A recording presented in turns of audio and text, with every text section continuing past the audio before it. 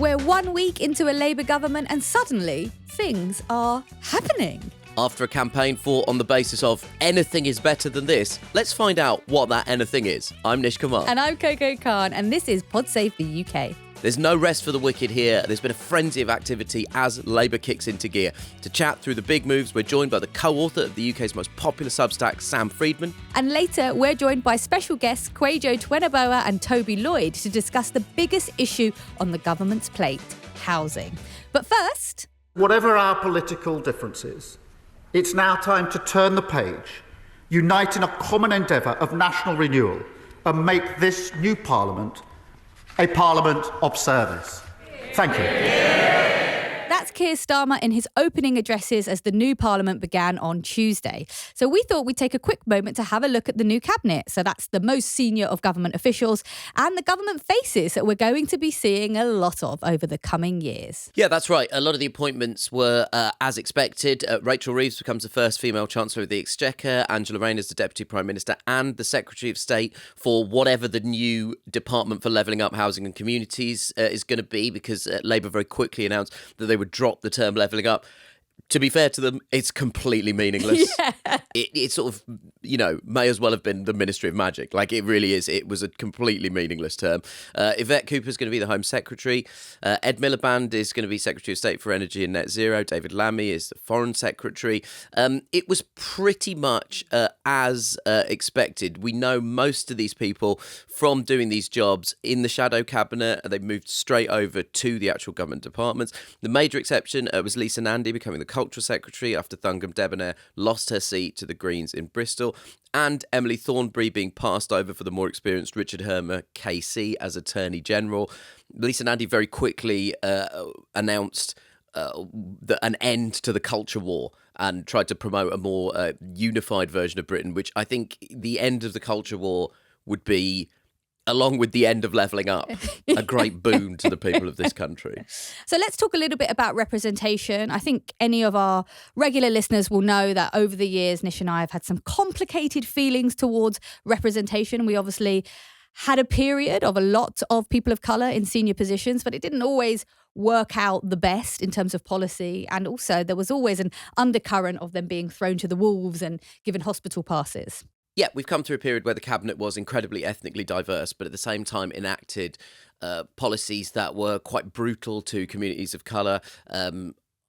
I think that people of colour are allowed to have complicated feelings about this. On the one hand, I look at the ethnic diversity of the Labour cabinet and I think I wish this looked more like the country at large. On the other hand, they've got rid of the Rwanda policy, and a lot of the ethnic diversity was almost used as a cover for some of these brutal policies, because then when they were accused of racism, we were constantly turned around and told, how can these people possibly be racist when there's this many black and brown people in the cabinet? And it was almost a sense that it provided cover for racist policies. And so we're allowed to have complicated feelings, I think, about this. But let's talk about gender and Yes. let's talk about education as well, because there is more positive examples. Right. So in terms of representation of women, 46% is the most balanced in history. The oldest person is the Northern Ireland Secretary Hilary Benn at 70, while the Transport Secretary Louise Hay is only 37. The average age is 53. Again, those are like good numbers in terms of, representing the country more broadly. Also, I suspect our American listeners would desperately crave that level of average age in its political leadership. I imagine there's Americans going, in our government, that is basically the equivalent of it being run by 13-year-olds. An average age of 53. The average age of the two presidential candidates is 5 million. Yeah. Oh, God. Both of them remember the first Independence Day. So, I think we should definitely set this in context that there are positive things to be said. Oh, for sure, for sure. And in terms of education, we're seeing less from the private school boys club. So 92% of the cabinet were educated at comprehensive schools. Again, that's much closer to the actual population. I think it's 7% of pupils in the country are privately educated at the moment. For just some context, 19% of Rishi Sunak and Liz Truss's cabinets were from comprehensive schools. So, I mean, a complete reversal there. Outside the cabinet, there is a lot of Gen Z representation. There are 10 MPs who technically qualify as part of that generation, including former PSUK guest Nadia Whittome, who at this point, I guess, is kind of a veteran. She would not qualify for a young person's rail card. Actually, I actually don't know how old you have to be for a young person's rail card. I think she's still fine. Okay, that's fine. I'm still reeling from watching Spain play football last night and realising that the two of the Spanish forwards, the wingers Nico Williams and Yamin Lamal's combined ages are less than my age. So I'm still reeling from that piece of information. So I don't particularly want to dig too far into the ages of some of these Gen Z MPs. But in any case, we've got sidetracked. Yeah. I'm old as fuck. Let's move on. So Starmer has been hitting the phones with world leaders. He's jetted off to Washington for NATO's 75th anniversary meeting. To find out more about the UK's standing on the world stage, we actually have a special YouTube episode coming up this weekend with Ben Rhodes from our sister podcast, Pod Save the World. So search Pod Save the UK on YouTube to find us there. There's also been a swathe of new policy announcements within this first week. So let's hear more about that from someone who really knows their onions. Joining us now on Pod Save the UK to chat through a whirlwind first week in office is Substack superstar, it says. Is that something you can be? I don't know. I don't know, but if you're looking for a wrestling name, I think we might have found it. It's policy expert and political commentator Sam Freedman. Welcome, Sam. Thank you very much for having me. The Substack superstar. Substack superstar, yeah. So, Sam, over the last year, we've been spending a lot of our energy laughing at the Tories. Obviously, you're taking a much more serious approach in your Substack and the new book. I mean, there's a bit of laughing at them as well. Yeah. It would be rude not to. Yeah. But generally, you're providing a more serious take in your book, Failed State. I mean, as names go, it's a pretty serious title. The country is indeed in a difficult place. The government have their work cut out for them. I wanted to ask you, you've probably heard Rachel Reeves' comments saying that, the finances are as bad as after World War II. Do you agree with that? It depends what you mean, as ever, but I think they're in a pretty bad way. Our debt as a country is as big as it's been for 40, 50 years. We're still borrowing a very large amount of money every year. And there's a huge amount of need across so many public services. I think this is the bit that Labour are really going to struggle with, is that you can go department by department across all of government, and every single one of them has a really good case for needing a lot more money spent on its core priorities. And there's no way to square that circle without putting up taxes considerably or risking putting up borrowing to the point where the markets don't appreciate it. So yeah, it's a very tricky financial position to be in. There was talk during the campaign from Keir Starmer about a sort of decade of renewal, which, suggests there's a plan that goes across two parliaments. What would you say in terms of just looking at the life cycle of this next parliament are the most fundamental challenges? Yeah, I mean, I think you've got quite a few areas where you've got an immediate crisis. Essentially, prisons is a great example. There is no space in prisons, so you've got to take a decision straight away on that. Doctor strike is a good example. There is still a junior doctor strike where Streeting has said straight away he wants to try and resolve that. If they can, that's going to help, but it will cost money to resolve. Workforce issues are pretty much everywhere you look, prisons, NHS, but also schools, local government, nurseries, social care. So you've got a bunch of stuff that's absolutely immediate, and there are a bunch of sort of quick things that you can do to start to alleviate those, like resolving the doctor strike, and some that you're going to have to do, like sort of early release for prisoners, which no one really wants. But it's sort of what my book is about, is sort of saying, okay, but for the really, like the long term, how do you actually sustainably create a stronger system where this stuff doesn't keep happening and you don't keep getting into crisis? I think you need to look at the way the state actually functions. Things like the way Parliament works, the way the civil service works, the way that we're just an incredibly centralised country and we have very weak local and regional government. All of those kinds of deep structural issues. And that does take a decade to change if you're serious about changing it. Forgive me for being naive, but how can you resolve that without more money? I mean, in terms of decentralising government, for example, like I grew up in Croydon, and Croydon Council is essentially bankrupt. There's a campaign that started at the moment to try and keep the library that I essentially grew up getting books from, reading books, spending time in when I was a kid, is essentially about to shut down. There's a campaign going to try and keep it open. But how do you decentralise power into local councils that are all seemingly on the verge of bankruptcy. So one question is, why are they all on the verge of bankruptcy? And the reason is they're completely dependent on national government to provide their funding, and national government hasn't provided enough for quite a while, so they're now in real trouble. So there's two ways you could try and resolve that. One is to say, well, we just need to bail them out and give them more money. The other way is to say, over time, you want regions to be able to tax themselves, to raise their own money for their own services. Why is it that, whether it's Croydon or London or Manchester, has to go to the government cap in hand to be able to keep a library open? Why can't they say, we actually want to put council tax up more, or we want to have a local tourist tax? We are very unusual in not having the ability, local government not having the ability to raise any money. Every other developed country, you go to America, states can raise it, they have their own taxes. Go to Germany, states have their own taxes. And that gives them some scope to deal with this stuff. Ours are just completely dependent on the centre. So let's talk a little bit about the battle for Tory leader. Yes. So likely contenders are Suella Braverman, Robert Jenrick, Tom Tugendhat, Victoria Atkins, Kemi Badenoch, James Cleverly. All of them tainted by the stench of the previous government and probably not some of our favourites. I think it's fair to say on this show. What do you make of the contenders, and what does it tell us about where the Conservative Party might go? Well, it's 8% of the Tory party left that are running for the leadership, which is a good start. I mean, I think that you can already start to see the contours of the contest. Mm-hmm. You're going to have somebody representing the right of the party.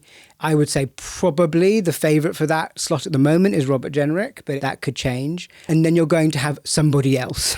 And who that somebody else is going to be really critical in deciding the contour. Robert Jenrick represents the... Didn't Suella Braverman say he was left? Yes, they have been having quite an entertaining fight this week. It's always good when the worst people argue with each other. But she was sort of indicating he's a sort of left-wing Remainer, which if Robert Jenrick is a left-wing Remainer, then God knows where she now is. But I think actually what she has done this week is essentially knock herself out of the race by being so extreme. So I think you've got Jenrick and Priti Patel fighting for a slot on the right-wing slot, if you like. Of the people who see reform as the main threat. And then there'll be somebody else. Now, is that going to be someone who would consider themselves more moderate, like Tom Tugendhat or Victoria Atkins, or is it going to be Kemi Badenoch, who I think is often lumped in on the right of the party, but actually I think has positioned herself more across the party with different groups.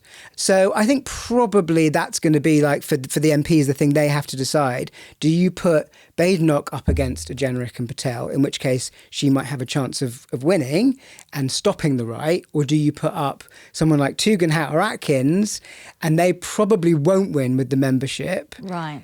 And then you might be left with Robert Jenrick running the party. So I think that's the kind of calculation that will be going on for the more moderate Tory MPs. This is a sort of problem, isn't it? Because the moderate Conservative Party can talk all it wants about the need to tack to the centre, the need to emphasise one nation conservatism. But at the end of the day, unless there is a rule change, the next Tory leader is going to be elected by the membership. And just this morning, as we record on Wednesday, a poll has suggested that almost half of the Tory members want some kind of merger with Reform UK.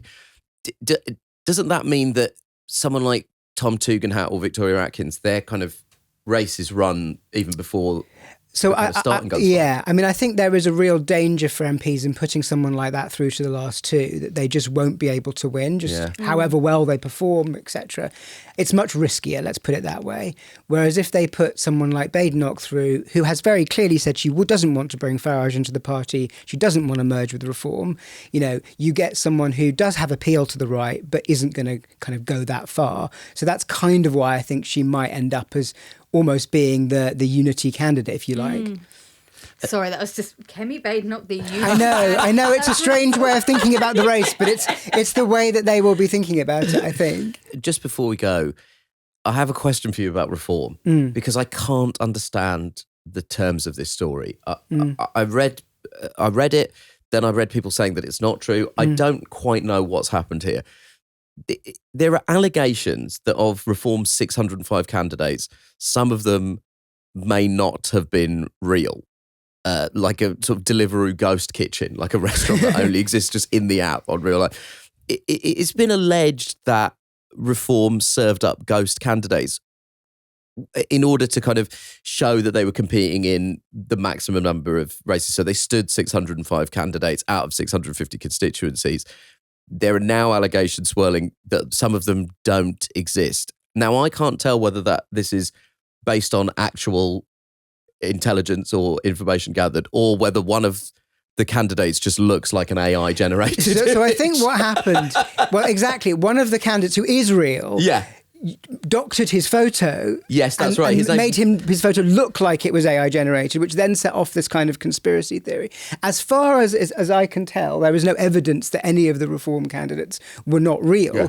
What it does, I think, tell us is that lots of them were really paper candidates. They didn't do any campaigning. Yeah. They might be a real person that exists somewhere, but they did no campaigning, and certainly, perhaps weren't expecting to do as well as they did in some cases. And I think that is an issue for Reform, in that they don't really have any party infrastructure. And if they want to become a real threat on the right to the Conservatives, which I think we should probably all be hoping they don't, that they will have to build more of an infrastructure. And Nigel Farage isn't very good at that. He didn't do that with UKIP, didn't do that with the Brexit Party. Now, this is a very odd party because he owns it outright. It's a company that he owns. I sort of feel like that hasn't quite been discussed sufficiently. Yes. It is quite a strange... It is certainly an outrider in British politics. I mean, I'm not aware of any party, certainly not one that's come anywhere near to winning this many votes, that is set up like that. And it does raise some really big questions about how you then become a proper political party, if that is their goal, over the next few years. Though I did see they've just appointed Lee Anderson as their chief whip. And as he left his last two parties, I'm not sure I would have made him my first choice for loyalty boss. But so we'll see how they do. But it is an odd setup, even if this particular story about made-up candidates has not been shown to be accurate. Sam, thank you so much for joining us on Pod Save UK. It's been such a pleasure to see you. I'm now going to hold up a copy of this book. Yes. Sam's book, Failed State, is out today, and I'm very much looking forward to reading it. Now, after the break, we're going to be joined by two very special guests to explore Labour's first big policy challenge, housing.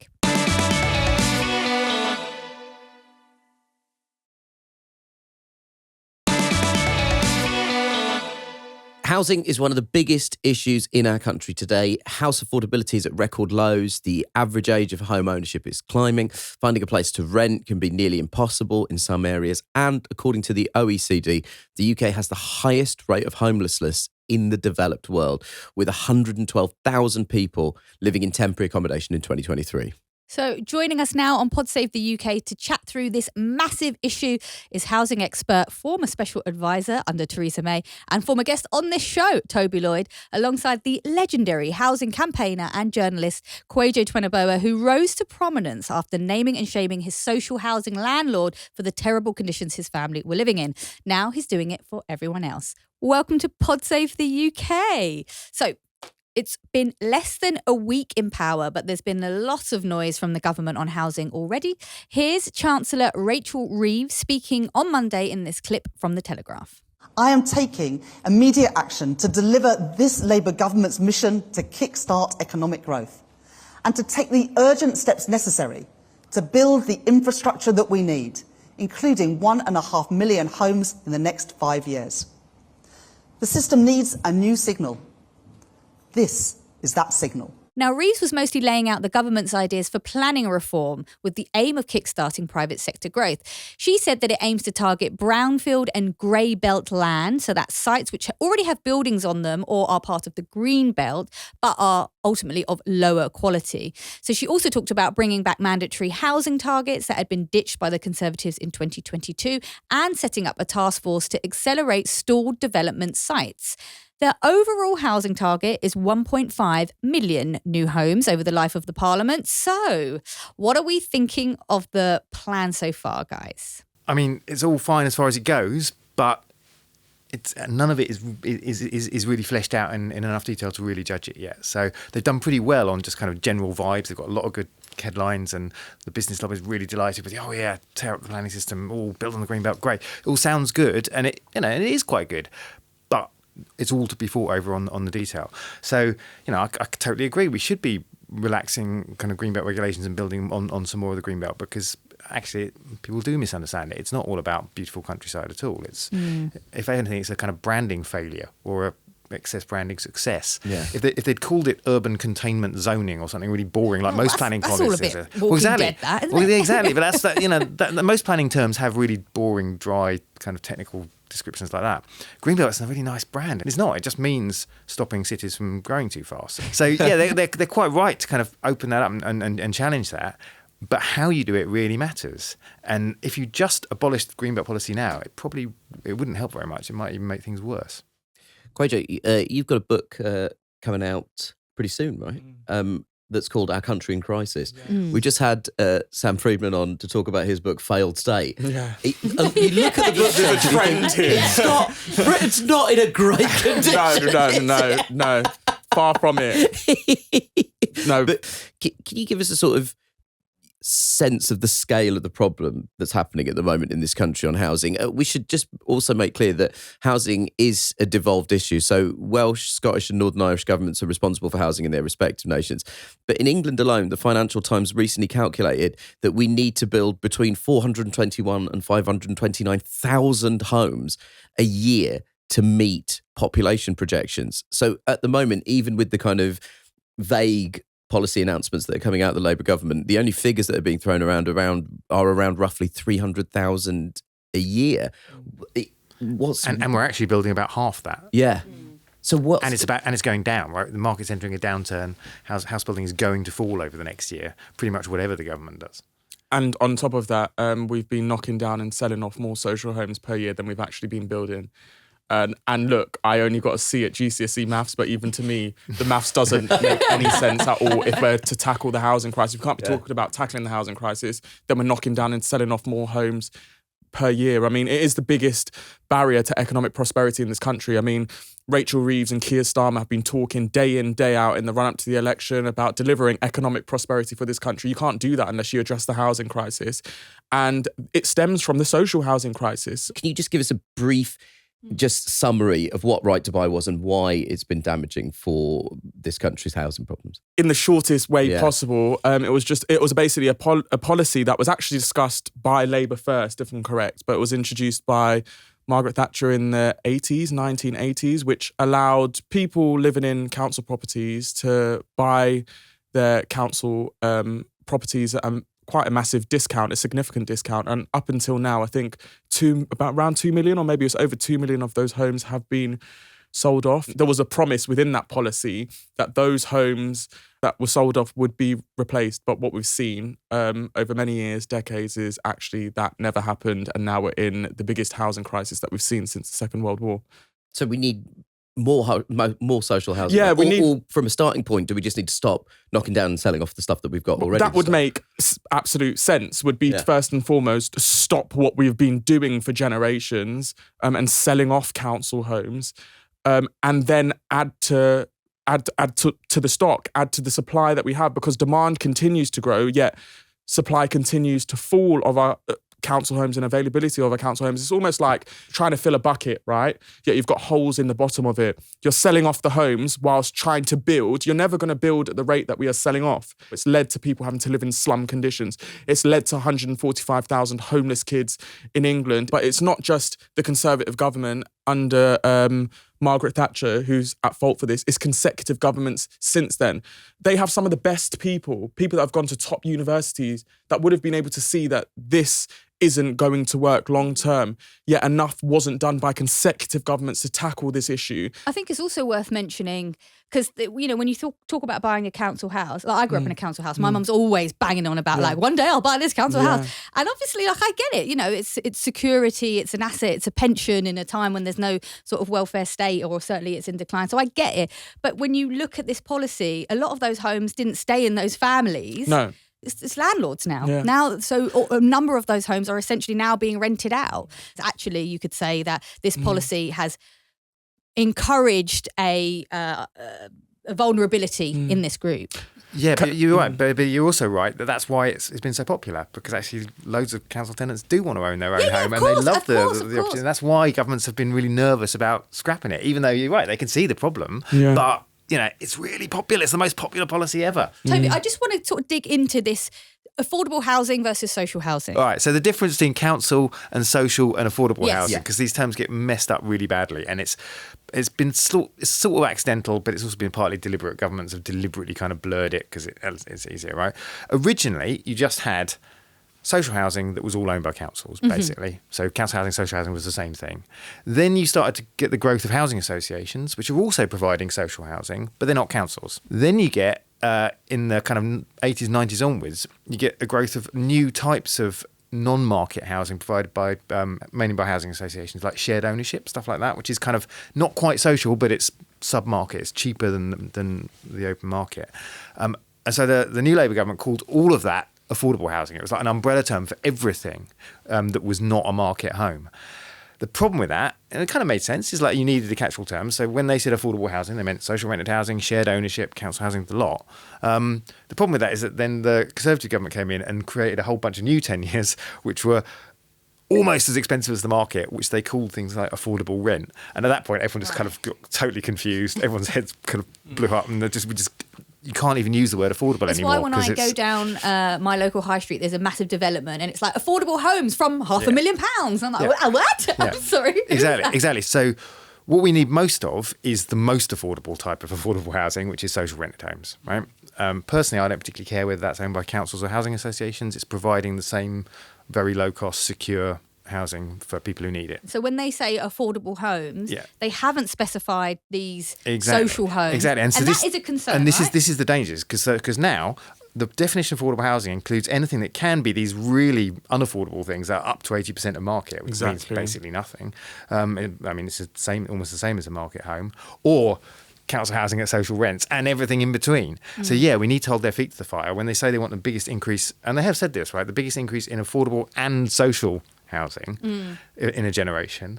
There's some meat in that, but as Kwajo's pointed out, at the moment we've got negative amounts of social housing being provided because we're losing more than we're building, and the quality of it is terrible. So getting the biggest increase in a generation means kind of we could get to zero, and that would definitely be the biggest increase in a generation. Kwajo, it probably is worth raising that Angela Rayner lived in social housing, and are you hopeful that means her own lived experience will actually be useful in delivering for what people on social housing actually need? I really do hope that gives her, and not just her department, her team, that sort of focus to want to actually deliver what's needed for social housing. Because if anyone's going to understand the benefits of social housing, why it's important and have that connection, it's going to be her. We need more representation in Westminster. I talk about this a lot in the book.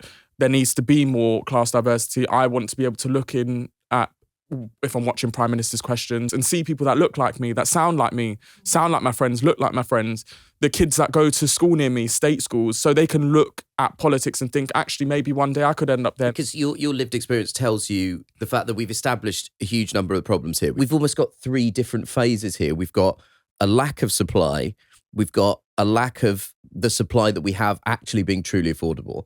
And then we've got the third problem, which is the supply that we have is often unfit for human existing stock. Right? And I was wondering, talking about my own lived experience, like living in a council house wasn't always like this. It wasn't always full of, when did this happen that it just suddenly deteriorated? I mean, what happened? council housing was invented. Actually, when it was first introduced, it often wasn't even cheaper. The whole point of it was actually that it was better quality. Yeah. That was what councils got involved in providing housing for in the first place, was so that people could get decent quality, modern housing and that was kind of well looked after. And unfortunately, the government stopped investing in it. They stopped councils being able to invest in it. And then recently, when there's been a little bit of money going back in towards council housing, it's all been about building more.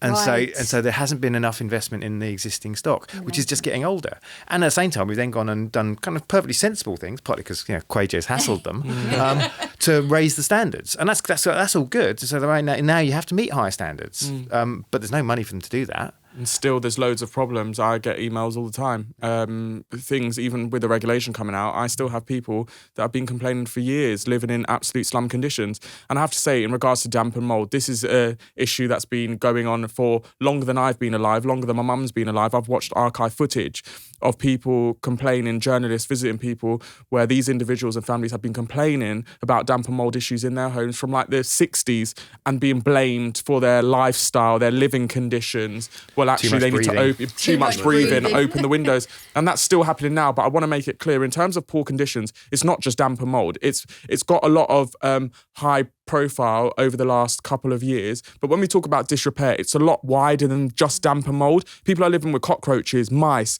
ceilings collapsing, leaks constantly, mushrooms growing in their homes. You name it, I've seen it. People's homes being flooded by raw sewage and having to live in that.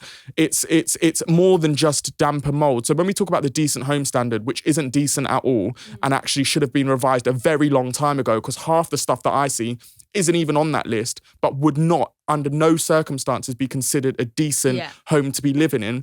It has to be revised, and it has to be revised urgently. But we can't just focus on this issue of damp and mold. Yes, at its worst, it can absolutely kill. And there has to be policy and legislation put in place. And I know Arab's Law has cut the bean, and the Social Housing Regulation Bill. It needs to be enforced. But what we also have to be looking at is the other conditions that people are being forced to live in, the other slum conditions people are having to live in. So let's talk about the private sector, because obviously that's a huge issue here.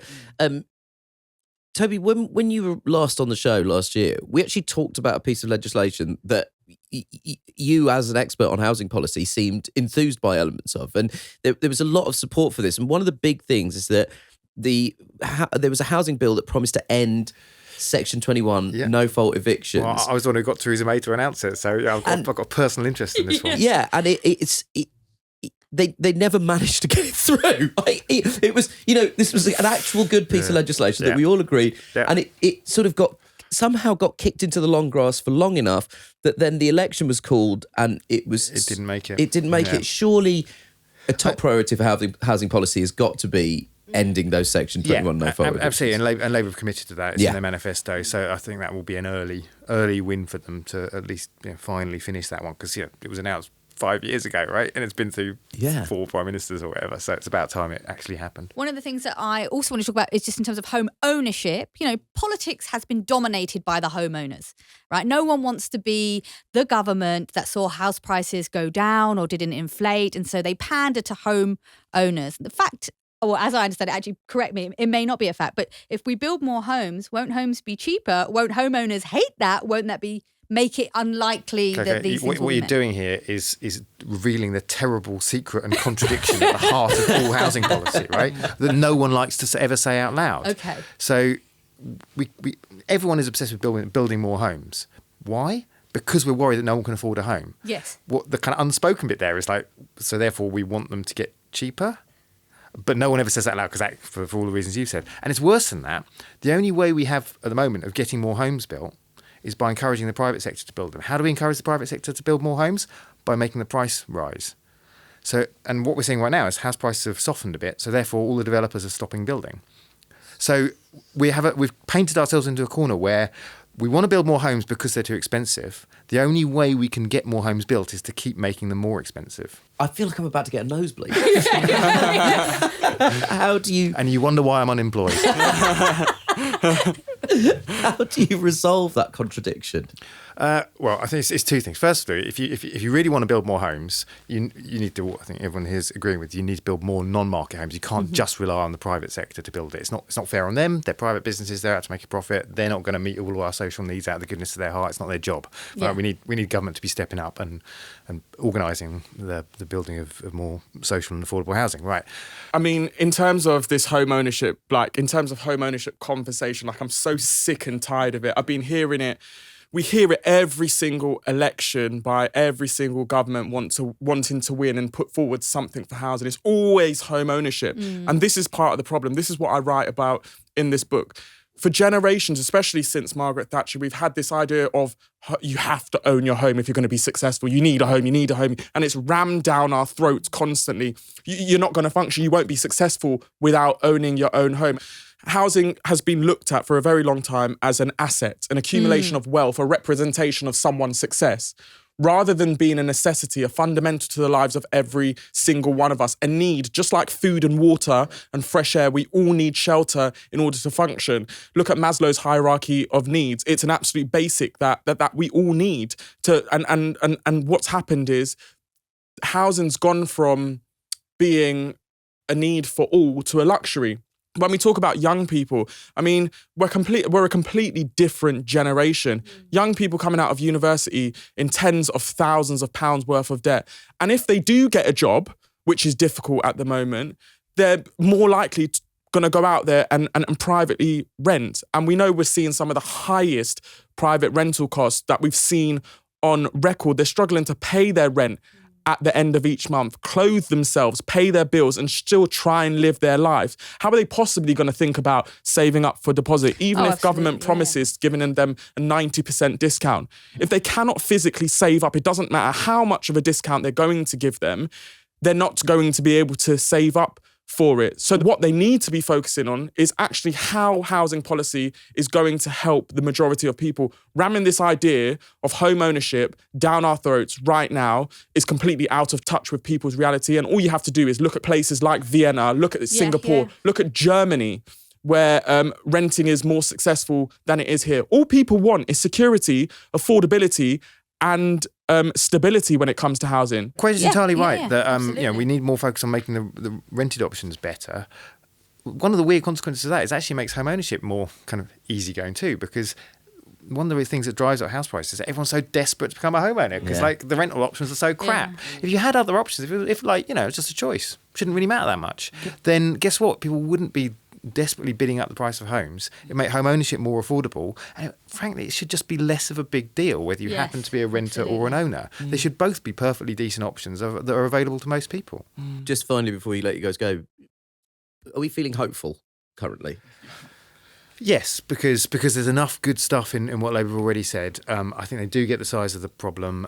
We haven't even talked about, for example, from my mind, the best thing that they had in their manifesto, which is a new generation of new towns. That was the response after the Second World War. So government actually stepped in and built a whole load of new towns to provide 2 million homes for people. But that was the government, not private developers. And Labour's only developed the government organised it. Actually, most of them were built by private developers. Okay. Right. So we need the government to step in and do the organising. They don't actually have to we don't actually need Keir Starmer out there laying the bricks himself. The government's job is to organise this stuff, and that's what they did with the new towns. It worked really well. Yeah, I'm hopeful. What I want the government to really focus on, though, is building safety and the quality of the homes that they're building. If we think we've got a housing crisis now, we're going to have an even bigger one in 15 years' time when they have to start ripping down those so-called new builds. So there has to be a focus on the quality of the homes that are being built and built with those that are going to be living in them in mind. I am hopeful, though, with this government. Even in the last few days, I felt a sense of stability, even with the shadow cabinet then becoming the cabinet and not a whole kerfuffle with all of that. It showed some stability from this government, and I think that's their intent, and that is what we need. But they've got one shot at this, and they have to do it in the right way. If they're going to tackle the housing crisis, deliver the economic prosperity they say they are, they have to do it with common sense, basically, and tackle it with a bottom-up approach. And if they do that, I have no doubt they could potentially be successful with this. But if they don't, God knows what's going to happen at the next general election in 5 years' time. Toby, Kwajo, thank you so much for joining us. Kwajo's book, Our Country in Crisis, is out next week. Check it out. Thanks, guys. Thank you.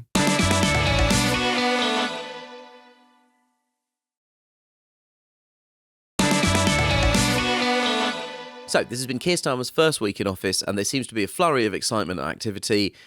One columnist has matched that energy, but with a different kind of excitement.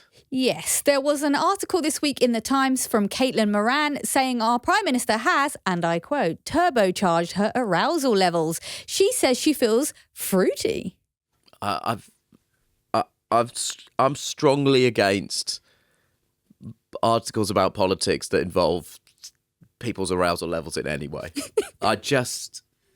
Can we not keep the two separate? Please. I think we need to sort of do some reflection here because we make jokes about vaginal dryness from Ian Duncan Smith. Well, that's the opposite of arousal levels. That's the polar opposite. That's okay. I'm perfectly happy to talk about politicians drying vaginas and softening penises around the country. But the opposite, can we just leave it? So to quote more from Caitlin, she says, there is nothing more erotic to a middle-aged woman than competency. It is the quality we value above all others. As we age, our preferred language of love shifts from I would die for you to I will stay alive and do your VAT return for you. The single most sexual phrase we can hear is I'll take care of that.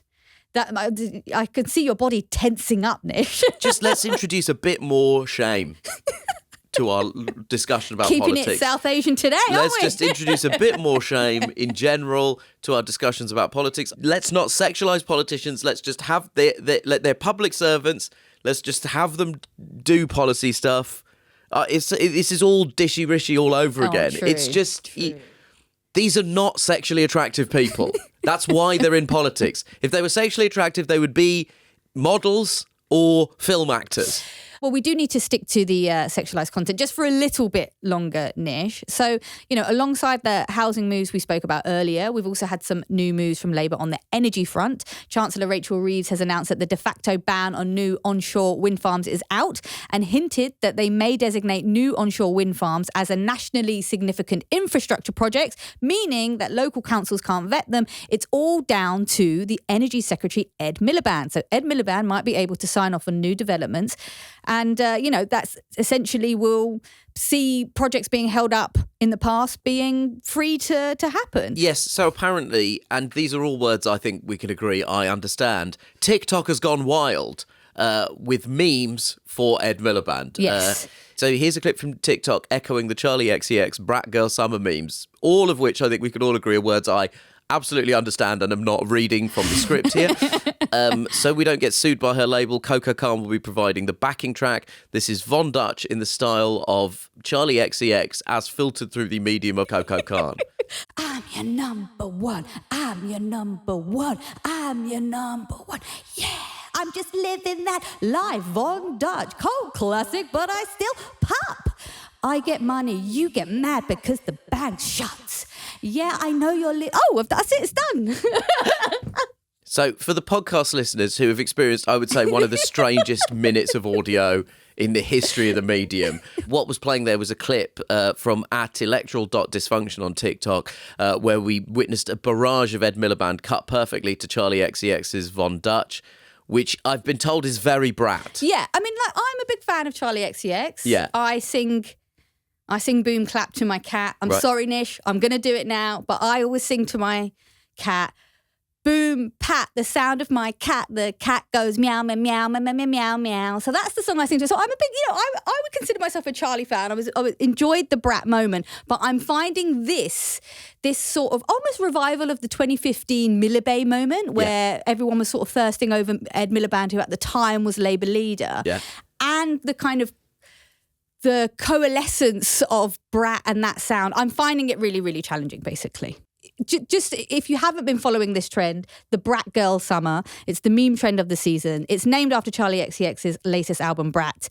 What do you need to be a brat? You might be asking. Well, Charlie told the BBC that they could be luxury, but they could also be trashy. She says a pack of cigarettes, a bit lighter, and a strappy white top with no bra. That's all you need, which I guess is kind of Ed Miliband.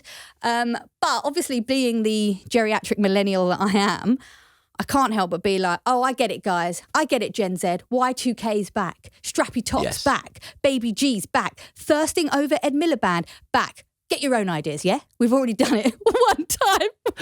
I've had enough. Let's just leave it. I have understood almost nothing of the last, I would say, 5 minutes of this show. I feel like Captain America in the movie where he's like unfrozen from the 1940s. Like I truly have like no idea. What is Charlie XCX? Is this a new beat combo? Like I have no idea what's going on. Well, the TikTok memesters, I can't believe I'm saying this, are declaring this a Red Ed summer. Right, okay.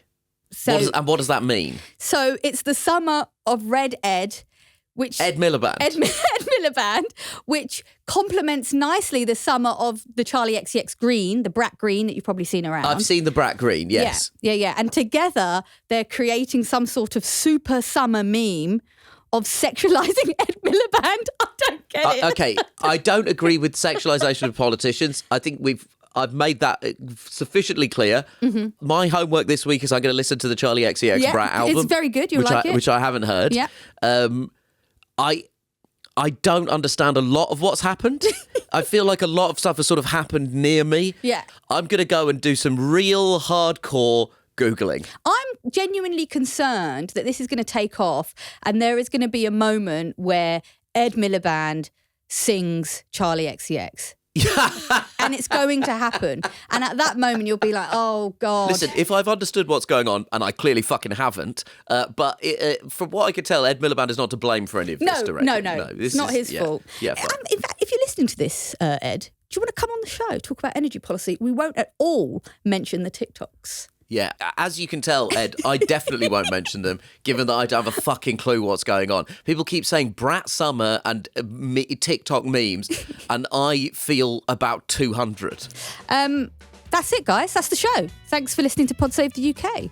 We're going to be discussing some of the government's policy challenges over the next few weeks, not just random internet memes, although we can't promise we won't be covering those. But if you do have a question on health, energy or education, please let us hear it. We'd love to know. Email us at psuk@reducedlistening.co.uk or drop us a voice note on WhatsApp. Our number is 07494 933 444. Internationally, that's +44 7494 933 444. And I imagine what our inbox will be full of is people talking about which politicians they fancy, because every time I say something shouldn't happen, there's no way to stop it from happening. If anything, it encourages it from happening. So I look forward to hearing which politicians you people fucking fancy this week. What we'll do is maybe we could do as like a bonus bit of content. I can just read it all to you as almost like, and just watch you squirm. Like the words of so-and-so is sexy as a personal attack. Thanks for joining us on our new YouTube channel. If you've liked it, please subscribe and ring the bell to be notified when new episodes drop. And why not let us know your thoughts in the comments? We'll be back for a special YouTube episode with Ben Rhodes from Pod Save the World on Sunday. Catch you then.